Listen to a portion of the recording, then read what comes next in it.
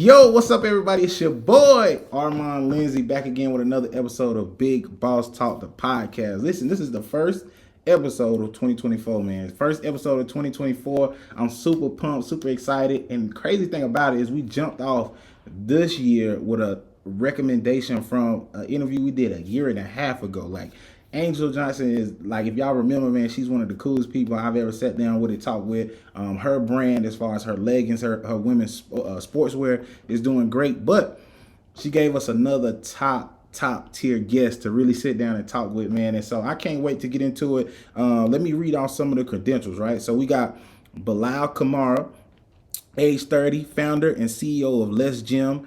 He has a bachelor's at the University of Memphis, and he has 10 years in tech. So a decade in tech. Then he's a founder and CEO of Let's Gym. So he's dibbling and dabbling in so many different arenas, so many different areas. I'm pretty sure he's seen a lot. He's been through a lot. You know, he's overcome so many different challenges. So I can't wait to really dive in and really get to know him and his business and understand his career. But before we start, Balal, man, say what's up to the podcast, bro. Hey, man. What's up, y'all? Happy to be here. Can't wait for y'all to get to know more about me. Let's do it. First, before we start, right, it's kind of honorary. We got to go into the two truths and a lie. It's like, it's the thing that we do on this podcast. I got to, just hit me with some facts. I'm going to try to guess the lie, and we're going to go from there. So let me hear your two truths and a lie. All right. I was born in Kuwait. Okay. I am fluent in 4 languages, and I have 4 siblings. Got you. Born in Kuwait, fluent in 4 languages, and you said 4 siblings? 4 siblings. 4 siblings. Mm-hmm. Golly, okay, got you. So I do a little bit of research before I hop on, right? I know you travel very well, right? So yeah, Kuwait doesn't seem like that's something that's far off from me. The speaking 4 languages, I can also kind of believe. I think the biggest thing where people like to throw me off is like the numbers, right? Like I'm pretty sure you speak another language fluently. I don't know if it's 4. If it's 4, bro, you lit. I ain't gonna lie. And then 4 siblings. So I did see you have some siblings as well. I don't know about.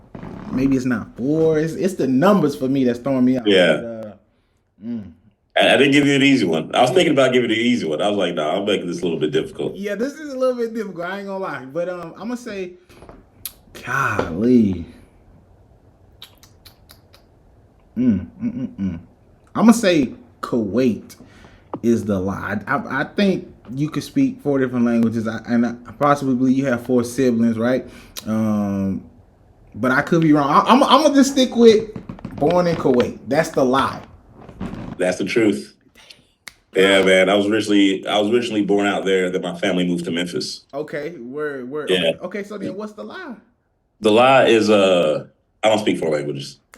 So how many do you speak? Just one? I speak Arabic as well. That was my first language before I learned English. Yeah. But I'm not as fluent as I was before. But I can still, every time I go back overseas, I still, able to speak it and get around town. Yeah, you can get down with the best of them. That's cool. So born in Kuwait, moved to Memphis. What was that transition like for you? Like, do you remember a lot about? Yeah, honestly, I remember a good bit just because, my mom is the youngest of 11 children. Mm-hmm. So, and I think she has the least amount of kids with 3. Wow. So, I have cousins for days overseas. So I literally, I never get bored. We all just be hanging out. Yeah. So I remember moving here. It just felt like I didn't really have no one just because, and then I couldn't just go out and play with one of my cousins or do anything like that. So I remember first moving here, it was difficult, but honestly, I feel like the States are my home now because I always wanted to move back overseas eventually, but I don't know. The older I got, the more I just, I'm content here. That's dope, man. I can definitely, empathize with that, bro. It's like, obviously you got all your family and friends, in one area, and then you got, you uproot and move, and got to try to make new friends. And obviously I'm pretty sure you weren't speaking fluently English at the time, huh? Or mm-hmm. Yeah, I wasn't. Okay, so I mean, it's just different, right? So trying to come in Yep. and really blend in and try to just understand the I guess the American culture or whatever the states or whatever. So that's pretty dope, man. So Kuwait moved to Memphis. All right, cool. Then we got you don't speak four languages, but we Hmm. know you do speak another language besides English. Yeah. And then you said four siblings. Yeah, I have two brothers, two older brothers, and a young brother and a younger sister. Okay, cool. So are you in the middle? You in the middle? Yep. I'm in the middle Yeah. too, man. So I got an older brother, older sister, and then I got a younger brother and younger sister. So, I feel like that's the best spot. it's the best spot, man. We the It- peacemaker. We the glue to keep everybody together. It's For crazy, man. real. Like we learn from our older siblings, but then we can also teach. So it's just like a mixture of both worlds. Yeah, so it's like I love being in the middle, man, because like you say, you learn from the top and then you just teach down below, but you Yeah. also somehow like, like I say, I really do believe like we're the glue. Like if you're a middle child, like Hmm. you really are the glue that kind of bridges all age groups together. No, So I agree. I agree. that's dope. That's dope. All right, cool, man. So I'm gonna get into my questions. So I got a couple of questions for you, right? Hmm. Really, just I want to know, right? What is something that you do that people don't know that you do, right? Like, give us something like a hobby or anything, and then go into just telling us uh, about yourself. So, Yeah. So, something I do. Many I know like close friends. They know I'm in tech, but mhm. uh, I feel like the love I have for tech is not what a lot of people love in their like industry or their career. Like the reason why I love tech is because you can go in there and code and pretty much whatever you're thinking in your mind you want to create, you can go in there and create it. So like you actually see something that you thought of come to life, so to speak. So like something that I do every day is even if it's not coding on my app, like I enjoy coding. So like I try to not have that skill like just wash away. Yeah. So 30 minutes a day I spend just coding something, like just code a little bit in a language that I'm trying to get better at, or code in a language that I'm already good, but just trying to keep it going. Bro, that's crazy. So like when you talk about coding, right? Because I hear people. Hmm. I'm best friends. My best friend that lives out here in Texas. He's he does with cybersecurity, and he was getting his master's or whatever. He had to talk about a Yeah. little bit of coding. But for the people that don't know, like layman's terms for like kids, people that's like they hear coding, but they like what is code? Because when I hear it, I'm like, man, it's something that you put in the computer that you trying to tell something to do something. But I'm Yeah. like, but what is like the coding? Like, just break it down to the bare Yeah. bones, man. So like how I would explain coding. Coding is just a computer language that develops software, so to speak. So, like breaking it down even more than that, like coding is a language just like English or just like Arabic or just like French. So it's just like when I do see a code, I read a few lines and I can pretty much tell you what this is going to do.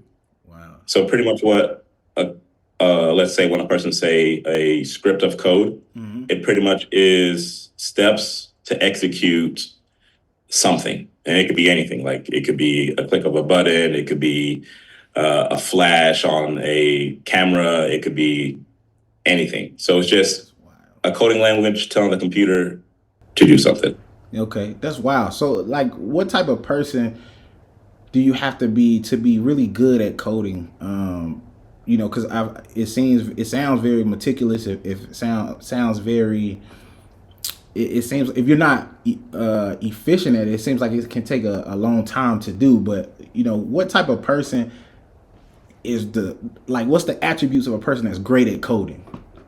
Um, a lot of delusion, man. Like in the beginning, a lot. I'll tell you, just because in the beginning, like when I first started to code, like I went to the University of Memphis for management information systems. Okay. And I took one coding class, and it was the worst class of my college career. I did not think I was going to be in coding at all. Like I thought I was going to be on the business side of things. But the story how I even got into coding is just random. Like I went to San Francisco to visit a friend, Mm-hmm. and the friend I was visiting had to go to work last minute. So I was like, all right, ain't no problem. I'll figure out what to do in the city. Yeah. So I went to a meetup, this meetup app, meetup.com. It tells you, like any meetups that's going around the city. And I found a founder meetup, like pretty much startup founders would go there, talk about their startups and just like communicate and network. Yeah. So I was like, all right, I'm just going to go to this, see what people talking about. I'm just curious. And man, it blew my mind. Like the amount of stuff people were talking about, people were doing out there. And I was like, man, this is crazy. So, I'm not an embarrassed person. So like if you're doing something and I'm just curious, I'll come up and just talk to you and ask. Yeah. Like, hey man, this thing is pretty cool. Like, how did you get started in it, or something like that? And one of the guys, he was talking to me about it, and he was just like, hey, you just got out of college not too long ago. If you want to get into anything, like, just try to learn a language. Like, try to be proficient in tech or be proficient in coding. Mm-hmm. And once you have an idea, you can go ahead and start coding it. You don't have to wait to like borrow money. You don't have to go find a developer. You don't have to do none of that. Yeah. So I took his advice. He gave me this this online startup or online coding boot camp. Okay. And it was tough just because he gave it to me. It was I think like $1,000 or something like that. So I was coming up off a good bit of money. So I was just like, man, I don't know if I should do this, but I just took the chance. I did it, and it was all online. And I'm not a online learner at all. Yeah. So it was tough. So I saw the professor on the recorded videos just going through this code, and I was like, man, this dude make it seem so simple. Like I do not think I'll ever get to this point. But I had the delusion. I was like, man, if I spend 30 minutes a day on it, I'll figure it out eventually. Yeah. So literally, I spent 30 minutes a day for the next few months, and I was able to build my first project. Bro. Then I built my second project. Then I built my third project. So like over 2 years, I built like 3 different applications. Got you. So then after that, I just noticed, wow, I'm not going to Google anything when I'm trying to figure out how to code. I'm just like going in there and coding it. So it's just literally me spending 30 minutes a day on trying to learn this thing, no matter how frustrated I was.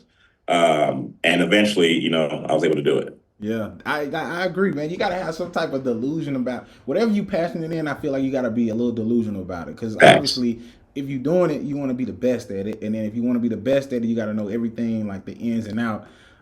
Especially when you're trying to do something, like when you're trying to, like when I'm thinking like if I had to code something because I really needed it to get it done, like I'm gonna figure it out one way or another. Yeah, that's just how I am. Like I'm gonna figure it out no matter what it takes, how much research I got to do. So like that's super cool. Like just to hear from you, like the drive of just you being delusional, trying like, man, I really got to figure this out. And then you dropped another gem as far as like the paying for the knowledge, right? So a lot of times people don't get past that, right? A lot of times people want information and knowledge for free, and then sometimes it just doesn't come free. Like sometimes you gotta pay either a pretty penny or maybe it is low cost. But I have learned in the past that things that are cheap are not always the best. So what would be do you have a program or something in mind or a boot camp in mind that you would recommend to somebody that like they want to start coding, like fresh out of school? Do you have something?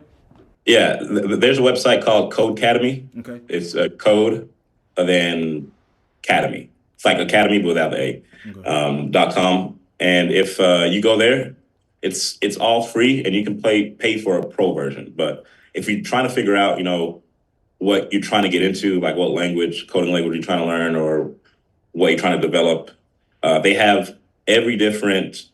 Well, not every. They have the majority of the common coding languages you can select from, and you can go in there, and they will literally walk you through how to code like your own backend table or how to run scripts and everything like this, and it's totally free. But that just necessarily gives you the gist of how to code. But if you want to specialize more into it, Code Academy also offers a pro version, and that is a way you can get like certifications and stuff like that. Okay, dope. So I mean, that's obviously I'm gonna link that along the bottom as people are watching, because obviously any type of information we could give to kind of help somebody, because I know getting into the tech space is kind of becoming a trend, right? Know, and people want to get ahead of the game. But you talk about different coding languages. What are a few different coding languages? Because I thought code is code, right? But you saying it as if it's like it's different languages. So what are some of those languages? Yeah, so one of the most common ones is Python. With Python, it's deals with a lot of like data management. Okay. So usually when people know Python, they know, or they're going into like machine learning or AI, just because machine learning needs and AI needs data. So the best way to do that is Python. For me, I learned Ruby on Rails and Ruby.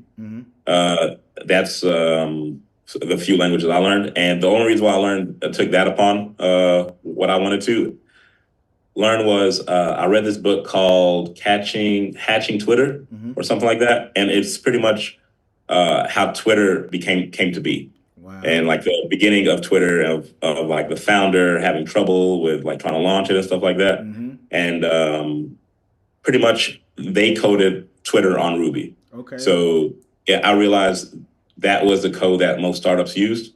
So I was like, I'm just gonna learn that. That's dope. Okay, cool. So I got another question, but I'm gonna come back to it. So because you mentioned Ruby, and I think it's gonna tie into the segue. But I want to take it back just a couple of years, right? So I want to go college, right? So you went to college in Memphis. Tell us what was your experience like in college? Like, did you have a great experience? Did you like the University of Memphis? Like, what was that like? Because again, kids are watching this, and a lot of times it's a debate of, should I go to college? Is it worth it, or is it not worth it? And obviously, that makes sense. Honestly, I love my time at the University of Memphis. I didn't do anything crazy. Okay. Like it was pretty chill in the sense that I wasn't partying all the time or nothing like that. But I just made a lot of good friends. Yeah. And personally, I feel like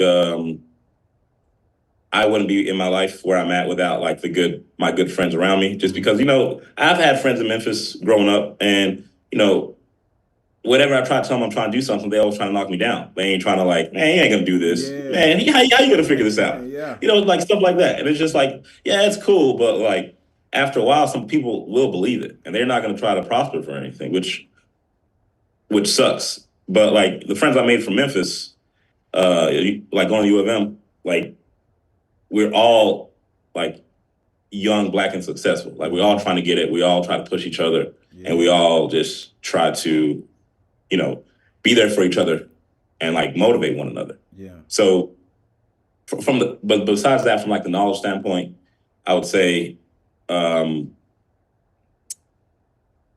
knowledge standpoint, it taught me the very basics, I would say. Yeah. Like when I got my first job in IT, I was lost more than anything. Like I was probably as lost as in that job if I started after high school, to be honest. It would have been the same level as lost. Just because like whatever I learned in college did not help me for this. Right. But as I grew in the tech field, there was some stuff that I can recall back to college that did help me out.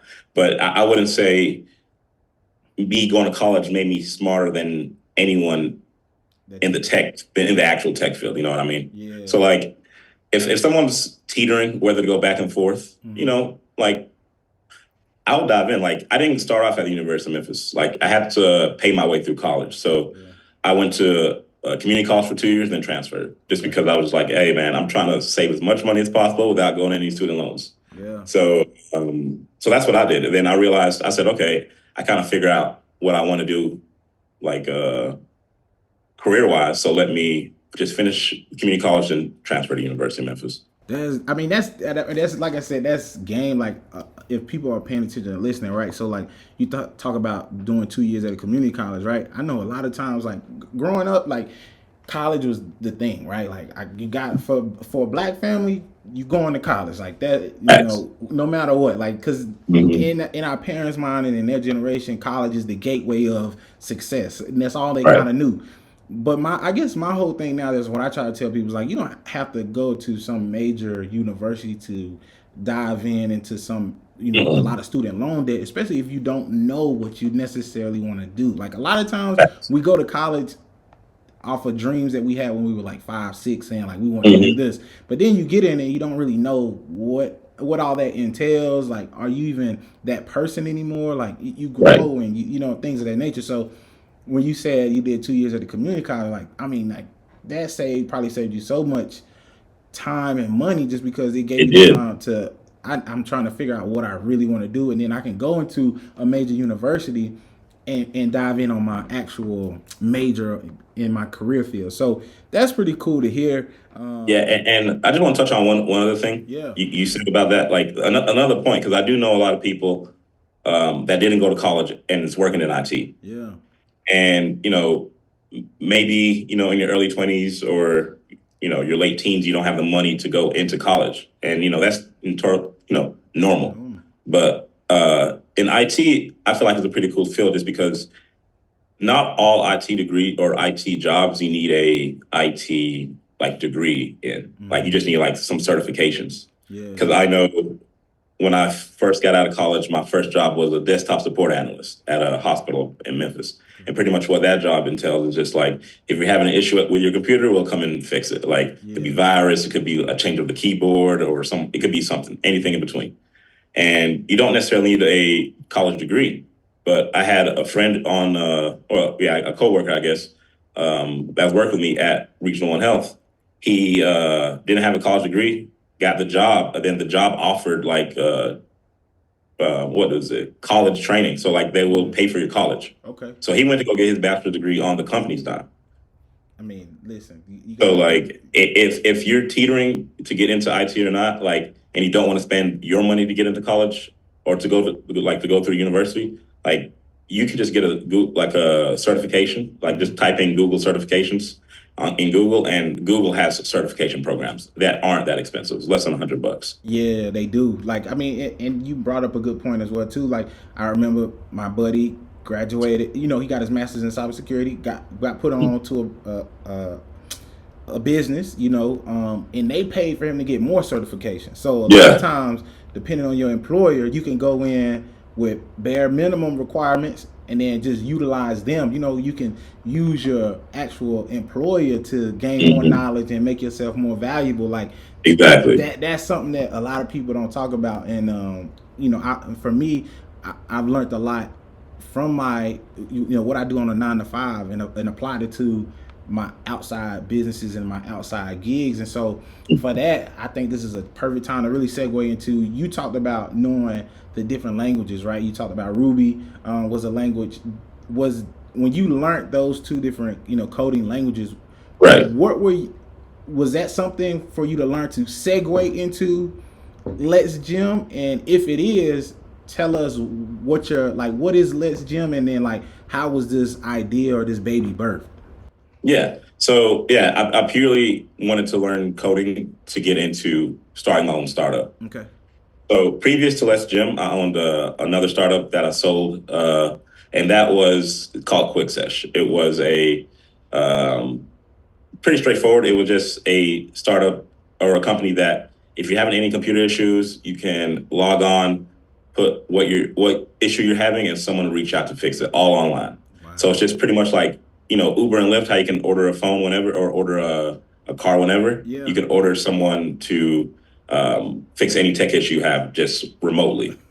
And so I had that idea in Memphis just because, I was working at a desktop support tech, making decent money, but not a lot. And I was just like, man, I want to like drive for Uber, but man, I'm not trying to drive for Uber in Memphis. Yeah. I was like, I am not trying to go out that way. Not Memphis. So I was just like, oh, maybe I'm already good in tech. I can fix computers. Like, let me see if there's something online that I can just do online to make extra money. Yeah. And I couldn't find anything. So I was like, man, what the heck? This is crazy. So I just started building it. Dang. Okay, so just started building it. Don't listen. Don't say it like that. You talking about I just started building it. Nah, that is huge. And first of all, you created it, but then you sold it. That's another thing. So that's crazy. So obviously having an idea, knowing that there was nothing out there like it, and you just kind of just started creating. What was the first steps in creating? Now you don't have to go through the whole process because I know it was a tedious thing. But like when you having an idea like that, like what's the first step in creating a platform like that? So I'm not going to tell you how those first steps were because it was all wrong. Like those first steps was bad. But like with Let's Gym, I did it all correctly. I would say I did it more efficiently. I would say. Okay, so give us the Uh, wrong. Give us the wrong. What did you do wrong? so what I did wrong was I started, you know, creating the app without seeing if people are interested in it. Without proving if the concept would even work. Your market So I research. spent like 2 years trying to create this app without even testing it to see if people would even want it. Yeah. So it was just like, man, you know, everything worked out in the end, but like, so that was the biggest thing I did wrong. You Okay. should not ever start creating something without testing if there's, an audience for it. Yeah. So market research, in a sense, right? So just Yep, exactly. I research. didn't do any of that. I was just like, man, I know people are gonna want it. Let me just do it. Yeah, But you had a good idea. Like, yeah, they gonna eat this up, right? yeah, exactly what I thought. Exactly what I thought. I was like, man, this is gonna hit. They gonna eat But this no, up. it did not off the gate. But yeah, so like I would say if you do have an idea, the best thing to do is just see if people are interested. Like what I did with Let's Gym, I I had the idea of, I moved to Denver from Memphis, and me and my boys in Memphis, we work out every day. Okay. And back up here, like, yeah, I made some friends, but none of the friends really work out. So I was like, man, um, I actually want like a gym partner that could like just be working out with me. Mm-hmm. And I was like, all right, maybe other people having this issue. A lot of people is moving around, or a lot of people trying to get into the gym don't have anyone to go to the gym with. Let me see if I can create an app for it. So I was like, I'm not going to create an app without seeing the feel of what's out there. So what I did was I created a Instagram account for Let's Gym. I created some posts for social media posts for it, like for like a week. And then I ran like a $10 ad for a week on around Denver on Instagram, and I just pretty much said, "Hey Denver, looking for a gym partner? Sign up here." Exactly those words, just on the ad. And I had like maybe 200 signups by the end of the month. Oh my God. So I was like, man, all right, a lot of people are interested in this. Yeah. So I was like, well, then let me start building it. Okay, cool. That's wild. Like, Yeah. I mean, to be honest, I feel like I'm sitting down with the next Jeff Bezos. So, you know what I'm saying? Hey, man, I hope. Hey, nah, it's gonna happen, man. Cause I mean, to think about it, like the concept of I don't have anybody to work out with, like let's do it. So the app and everything has already been, is launched and everything, correct? Mm-hmm. So then, how? I guess my question is just what has it been like seeing all the growth and development of of the app? Yeah. So like, so the code that I learned on the first startup, I did not use any of it on the second startup. Was there a reason why not? Yeah. So like the first code was all like web app based, like more computer based code. Okay. So like more code that like you can get an application on your computer, download that. Yeah. It's more of that type of code. So like the code for the Let's Gym app is like a Apple code. So like iPhone code. So it's an iPhone app. So those coding languages are two separate. Gotcha. So two separate coding. Okay. Gotcha. So I didn't have any experience in mobile app development at all. So, but in my opinion, if you know one language, it's very easy to learn another one. Like in like coding language, it's super easy. So I was like, let me try to find something on YouTube about how to build like a foundation of this app.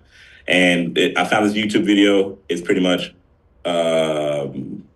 walks you through how to create an app through this website called glide.app. Mm-hmm. And it took me maybe a week to like develop something to put out to market. And in that week, it like the app was super basic. All it did was what type of workout you hit, like strength, tone, legs, whatever. What time do you go, or what gym do you go to, and what was the other one? And the other one is what type of level of fitness are you? Like, are you a beginner? Are you just casually going to the gym? Stuff like that. But then all I had was a filter of like what type of gym partner you're looking for based off of those, and people just swipe left and swipe right and then match, and then message each other to go work out. And that was the first prototype I created, and just sent it out there to the 200 people who signed up. Just because I'm like, man, these folks signed up, they want to do something like now. Yeah, they want it. So I was just like, let me just create something super basic. It gets the job done, and just because I'm gonna create something super basic, and not think of like, oh, maybe they want this or maybe they want that, and keep trying to code it and make it better, the people will tell you. Yeah. So I made something super basic, sent it out there, and hey, let me know what y'all think. And they just told me, hey man, we don't like this, but we think you should add this, or we think you should add this. And what I did was took all their feedback and just created a better app. So okay, so I mean that's crazy. So I know things like this have to come with some type of security. It has to come with, like, obviously, how do you, if someone creates an app, it's doing well, how does someone protect their app or their idea?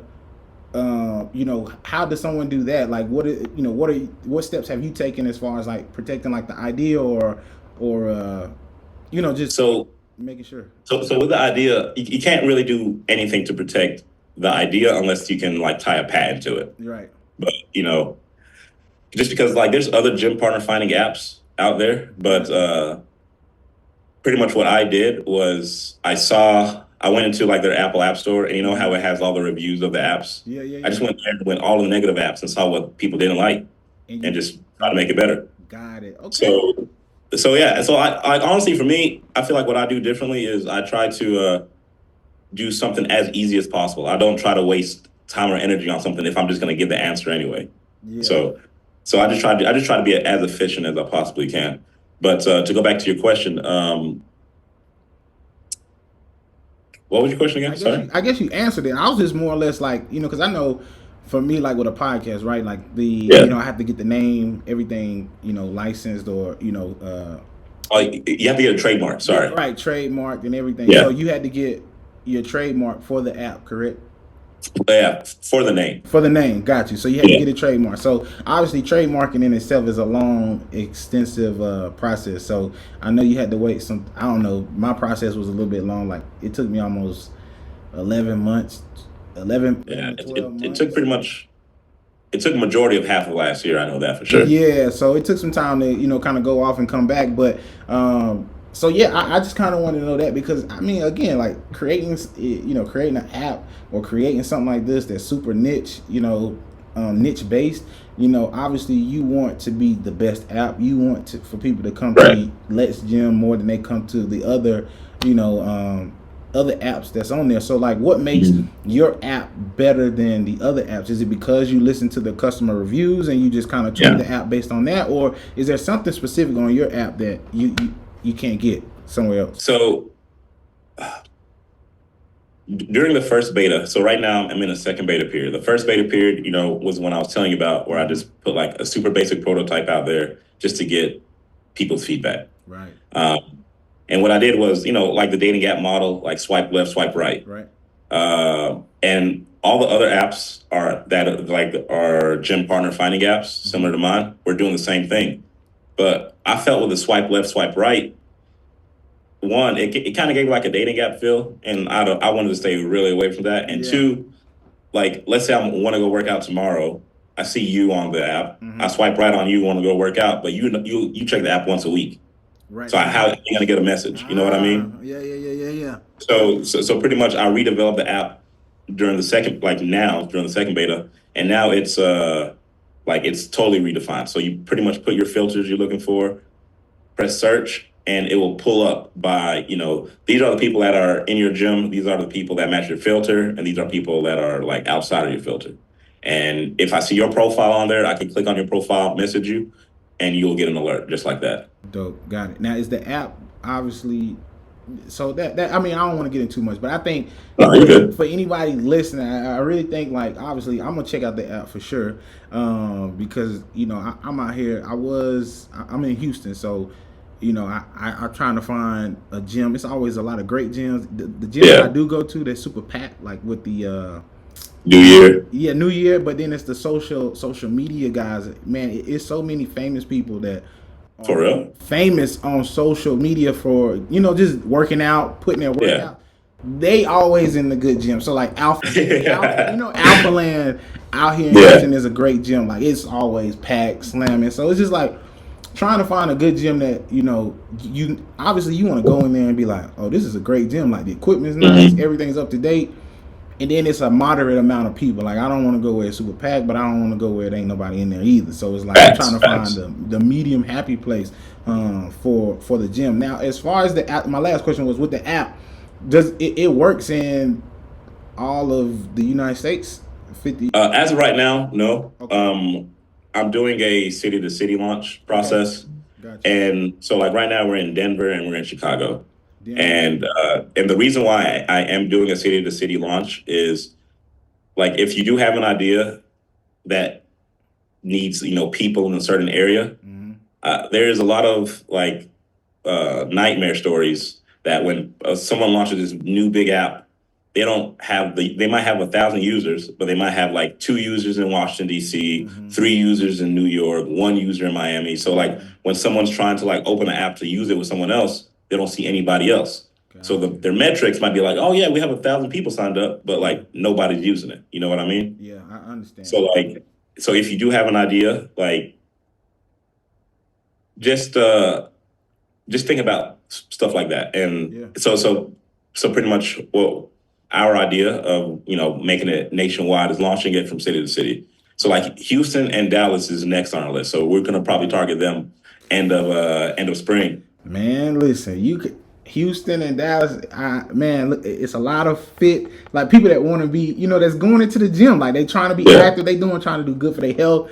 Obviously, it's a niche. It's like it's one of those things where people want to blow up or become famous off of working out. But I really think once your app comes to like Dallas or Houston, like it'll be huge, man, because a lot of people do want workout partners. And besides going to a gym, you know what I'm saying? Going to the gym and just going with the in-house trainer that's probably overly booked, got so many different clients. It'll be nice to have somebody you can maybe match on an app and just say, all right, let's hit the gym. You know what I'm saying? Let's be accountable with one another. So, man, that's dope, man. That's super dope. So, yeah, man, I don't have, man, I think I had all my questions and you kind of hit them all while you was talking. So, I guess my last question, right? Because you are an entrepreneur, but right? No matter how you put it, what is the mindset someone should have before when jumping into entrepreneurship? Like, can you just let we'll end it off like this, but just let us know like what's the mindset someone should have when becoming an entrepreneur? The 3 best things about my mindset, I believe, are I'm very determined. So like I will, if I say I'm going to do something, I do it. And the only reason why I'm so determined is, when I was younger in Memphis, I had a lot of older friends, and I learned a lot from them. Like my friend Jimmy told me once, because I was slacking, because I always wanted to get in, like going to the gym to work out and stuff like that. And he told me, he was like, man, if you're at work and your boss told you, hey, Balal, we need you to go do this, you'll go do it. Yeah. So he's like, man, if you tell yourself you're going to do it, you're going to do something, go ahead and do it. Like, I know you don't love your boss more than you love yourself. So like, you got to love yourself a little bit more. Right. So I would say my determination is the key fact of where I'm at right now. And also my willingness to not have a big ego. Like, I know I don't know everything, and I am not embarrassed to like ask someone or ask to sit down and see if I can learn something. So yeah, I always leave my ego at the door. I don't really have a big ego in this space, and I'm always just trying to learn more. So like the meetup events I was telling you about, what got me started in this journey, I still try to go to meetup events around Denver. I might not like go out and network and talk to everybody, but I just like hearing and seeing what people are developing, and if someone is describing a problem they're having and how they resolved it, it might be a problem I run up to in the future or a problem I'm going through now. The biggest thing, what I want to do is I just want to give you the opportunity to kind of close out and just kind of let people know, like, where they can. Obviously, you have to be located in those cities, so just let them know, what's the app, what they can be looking forward to in the future, and then any other endeavors that you got going on, man. We want to support, man. Again, I want to say thank you. I'm always active. I try to stay active on our Instagram account. So whatever you got going on, if you got an Instagram account for it, we'd love to, go in there. We're gonna make sure we follow you. I love that, man. Appreciate that. Yeah, we're gonna make make sure we But follow. yeah, man. Yeah, if you want to check out what we're doing, you can follow us on Instagram at letsgym.io. And we always post, when we launch in a new city, and also, updates of the app, and how we're doing as a team as well. So For sure. Thank you, man. Well, listen, before you go, we just need a recommendation. Somebody that you yeah. think highly of, somebody that you think will fit the mold of the podcast. That's a unique story. Feel like they got something to offer, and then we'll reach out to them. Just obviously, if you could just let them know, like, hey, this guy right here in this podcast, he's gonna reach out. You can say yes or no. It doesn't have to be a commitment, but we'll just love to sit down and just chop it up with somebody. Okay, I'm trying to think of anyone I know right now, because a lot of my friends out here, they're just consultants. Like Angel was the one who got me into like the tech scene out here, which is funny because I wasn't going to any events out here.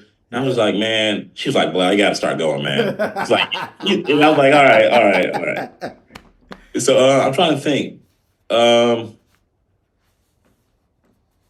Here, I'll shoot you a DM with their profile. Just shoot me with a DM on the profile. You don't have to spit them off right now, but just if you All think right. about somebody, just shoot them their profile. But all I ask is just send them a little warm message saying like, "Hey, he's gonna probably reach out to you," and then they can say yes or no. That way they don't think I'm spam or anything like that. No, I got you, man. Yeah, Appreciate it. but Hey, but Armin, man, thank you, man, for real. Yeah. Like, I appreciate the podcast, man. It was good talking to you. Thank you, man. I'm gonna let you go.